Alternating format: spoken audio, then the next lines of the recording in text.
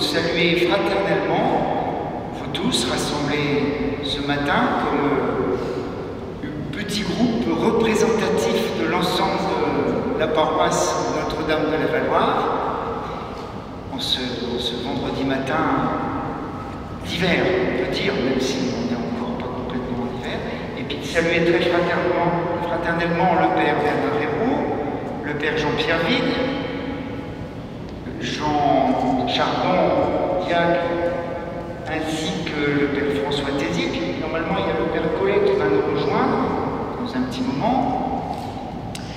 Il y a aussi Bernard Chêne, qui est diacre, qui habite Valence, avec son épouse, et qui a collaboré un petit peu à la préparation de la visite pastorale. Puis vous voyez que je suis accompagné aussi du Père Guillaume Tessier, vicaire général. Donc c'est un temps fort que j'attends avec impatience depuis plusieurs mois, depuis qu'on a commencé à caler les dates, parce que même si j'ai circulé déjà dans tous les coins du diocèse, je crois que c'est important de prendre le temps de s'arrêter plusieurs jours dans un territoire pour mieux écouter les prêtres, diacres, laïcs en mission, acteurs de la vie pastorale, communauté religieuse, que j'ai déjà visité aussi, Saint-Patrick-Marie, et vous tous. Alors, c'est un temps pour écouter, pour rencontrer, pour encourager dans la mission, au nom du ministère qui m'a été confié, de vous confirmer dans la foi, de vous appeler à la conversion. Ça tombe bien, dimanche on aura convertissez-vous dans la bouche de Jean-Baptiste. Et puis voilà, de voir les questions posées pour la mise en œuvre du synode diocésain, des grands chantiers pour être signe du Christ ici dans ce coin de la Valloire, ce beau pays de la Valloire, voilà, qui est le pays de la poire, mais pas seulement, il y a plein de richesses. Donc merci d'avoir préparé avec autour des prêtres cette visite. Et je suis heureux de tomber sur ces beaux textes de l'Avent où on sent comme la lumière de Noël qui commence à nous être donnée, qui grandit tout doucement et qui est pas simplement une lumière extérieure, mais qui est vraiment la lumière pour éclairer l'humanité au plus profond. En fait, c'est l'annonce du renouvellement du monde par la venue de Jésus, notre Sauveur, du Messie. Et aussi bien avec Isaïe, que nous lisons tous les jours, qui annonce des choses fortes. Vous avez entendu, ce sera la fin des tyrans. Les aveugles verront. Enfin, ce sont tous les signes messianiques qui accompagnent la venue du Sauveur. Et du coup, dans l'Évangile, vous savez que pendant l'Avent, on ne lit plus un Évangile comme on fait habituellement, en suivant les chapitres, mais on prend des textes qui sont choisis spécialement là pour faire en quelque sorte le portrait du Messie, à travers les actes que Jésus a posés et qui nous font toucher du doigt comment il est le Messie. Là, c'est autour de cette ouverture des yeux des aveugles que Jésus guérit, signe d'une guérison, pas seulement des yeux, mais du cœur, cette guérison du péché. Voilà, on l'a entendu d'ailleurs dans le petit verset que Jean nous a lu,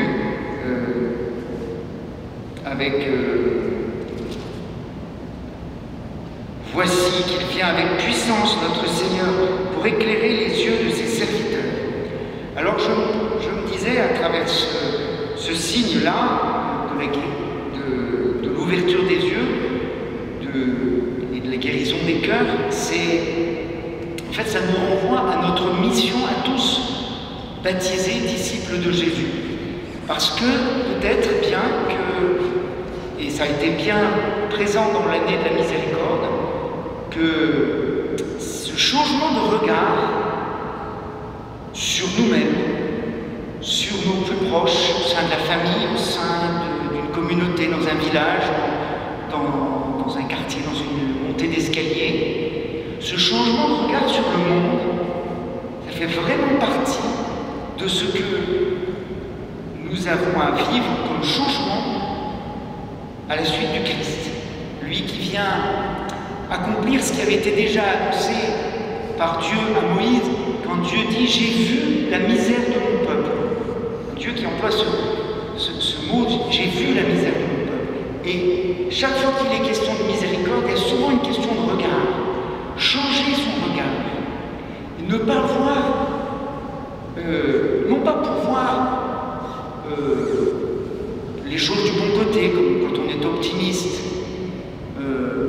mais voir ce qui est caché, voir autrement ce qui est en train d'advenir, voir au-delà des défauts d'une personne, voir ce qu'un enfant, ce qu'un jeune est capable de devenir, et à l'intérieur du couple aussi, d'une communauté. Ne pas en rester à une étiquette qu'on a collée sur l'autre, apprendre à changer son regard. C'est très important aussi pour nous, les pasteurs, sur la communauté qui nous est confiée. Nous pouvons avoir un regard habitué, on les connaît, ces gens, et en fait, non, toujours avoir un regard neuf. Et c'est un peu ce que je demande justement sur la communauté que je viens visiter, de pouvoir avoir les yeux du Seigneur qui voit à travers ce qui se passe dans cette paroisse, eh bien, tous les germes du royaume. Oui, sans doute que je verrai aussi, il faut être lucide, peut-être des points de blocage, des difficultés, puis il vaut mieux qu'elles soient dites plutôt que cachées, mais apprendre aussi à voir ces difficultés en se disant comment on va les dépasser, quels vont être les chemins qu'on va ouvrir pour notre paroisse pour dépasser telle difficulté, reprendre un nouvel élan. Je crois que c'est, vous savez, beaucoup de personnes autour de nous, peut-être ont un regard sombre sur la société, parce que bien sûr l'environnement n'est pas facile, et puis chacun a ses misères. Eh bien, le psaume nous le dit, le Seigneur est ma lumière et mon salut. Je verrai les bontés du Seigneur sur la terre des vivants. Est-ce que nous pourrions demander cela? Que le Seigneur ouvre les yeux de notre cœur pour que nous voyions jour après jour, et ça suppose la prière, ça suppose aussi la proximité, tous les actes de miséricorde qui nous permettent de voir ce qu'une personne seule a besoin, ce que les actes de miséricorde corporelle, puis aussi spirituelle, c'est-à-dire on va vers ceux qui sont seuls, on va vers ceux qui ont froid et faim, et on va aussi vers ceux qui attendent une parole de réconfort, qui attendent une parole de sagesse pour leur faire voir le monde autrement, voir leur vie autrement. Donc demandons au Seigneur qu'il ouvre nos yeux pour que nous puissions voir ces bontés qui nous sont données, qui seront manifestées dans la nuit de Noël, puisque son cadeau c'est le Fils de Dieu, que nous puissions voir, porter un autre regard, un regard de miséricorde, de bienveillance, d'espérance, de confiance, de paix sur ce monde.